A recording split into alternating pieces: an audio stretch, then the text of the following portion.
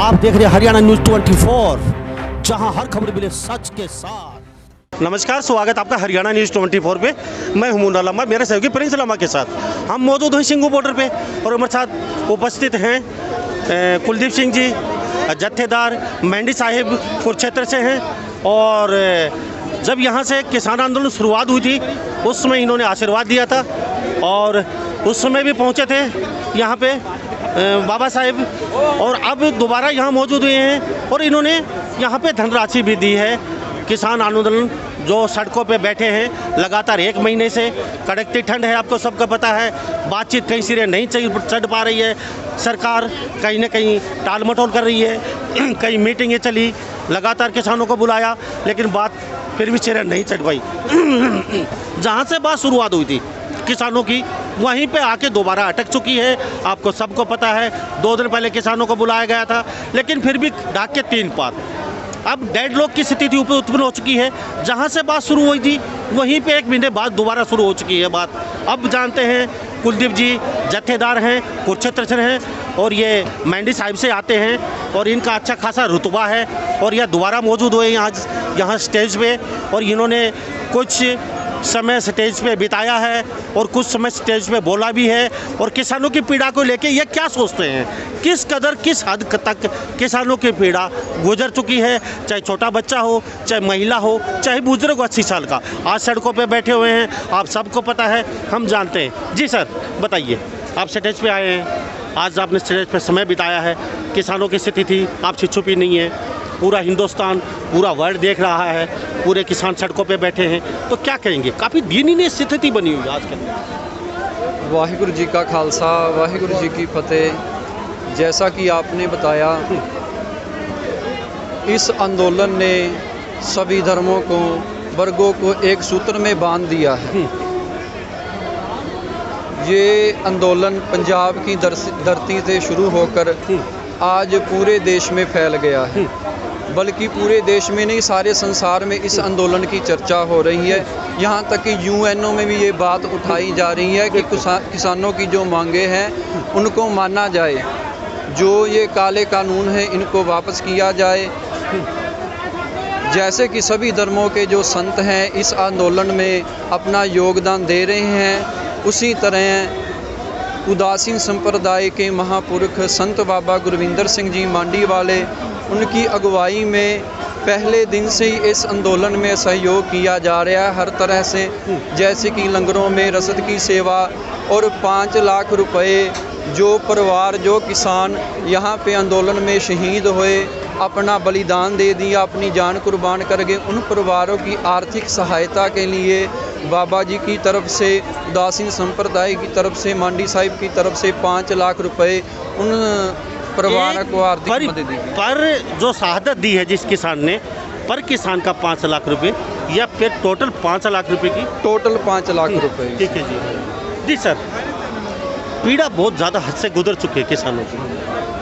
बुजुर्ग किसान, महिलाएं सड़क पे बैठी हुई हैं। आज सरकार कहीं के पीछे हटने का नाम नहीं ले रही है। कई वार्ताएं हुई, आप किस नज़र से देखते हैं? आप एक संत हैं, आप किस नज़र से देखते हैं इस तरीके की? क्या कभी पहले आपने इस तरीके की माहौल इस देश में या किसी देश में देखा कि छोटे छोटे बच्चे आज रोटियां बेल रहे हैं, किसानों को खिला रहे हैं, जिनके हाथ में आज पेन था, कागज़ बुक होनी चाहिए थी, वो चकला बेलन लिए बैठे हैं, 3-3, 4-4 साल के बच्चे, तो क्या कहेंगे? मैं यही सरकार से अपील करना चाहूँगा कि जैसा कि ये माना जाता है कि जो देश की सरकार होती है वो प्रजा की माँ की तरह होती है, तो सरकार को चाहिए, उनकी आंखों के सामने इतनी ठंड है, ठंड में बुजुर्ग, बच्चे रातें बिता रहे हैं सड़कों पे, तो मोदी जी को ये सोचना चाहिए कि जो भी किसानों की मांगे हैं वो सुननी चाहिए, बात करनी चाहिए। और ये किसान जो अपनी मांगे लेकर कि ये काले कानून जो हैं वापस किए जाए, इनको तुरंत जो है मोदी सरकार को रद्द करना चाहिए। आप दूसरी दफ़े यहाँ पहुँचे हैं, पहले सिचुएशन क्रिटिकल थोड़ी सी कम थी, अब हद से ज़्यादा गुजर चुकी है, तो अब और पहले में क्या अंतर है? अब आगे क्या दिख रहा है आपको? क्या बातचीत क्या बातचीत यहीं ख़त्म होगी या फिर आगे बातचीत और बढ़ती जाएगी? अगर इस स्थिति में बातचीत बढ़ती है, आगे जाती है, तो आपका और आपके मेंढीपर साहिब का क्या सहयोग रहेगा इस आंदोलन में? ऐसा है, देखो, जो किसान आगू जथेबंदियां जितनी भी हैं, बड़े अच्छे तरीके से आपने यहाँ पे माहौल सारा देखा, बड़े शांत तरीके से, नौजवान भी हैं, बच्चे भी हैं, बुजुर्ग हैं, माताएं बहनें हैं, बड़े शांत प्रिय तरीके से आंदोलन कर रहे हैं। इसी तरह से ही जो किसान आगू हैं, उनकी अगुवाई में ये आंदोलन ऐसा लगता है कि अपनी मंजिल की तरफ ये आंदोलन बढ़ रहा है दिन प्रतिदिन। तो सरकार को समय रहते ये समझ जाना चाहिए, किसानों की मांगों को मानना चाहिए। जी, सिचुएशन आपसे छुपी नहीं है और आप लगातार यहाँ पे नज़र बनाए हुए आ भी रहे हैं। तो इस स्थिति में अगर सरकार पीछे नहीं हटती है, लंबा आंदोलन खिंच जाता है, तो फिर क्या रहेगा सर? देखिए, ये तो सरकार पे डिपेंड करता है, उनको किसानों की आवाज़ सुननी चाहिए। आपकी नज़र में किसान गलत हैं? गलत कहाँ है?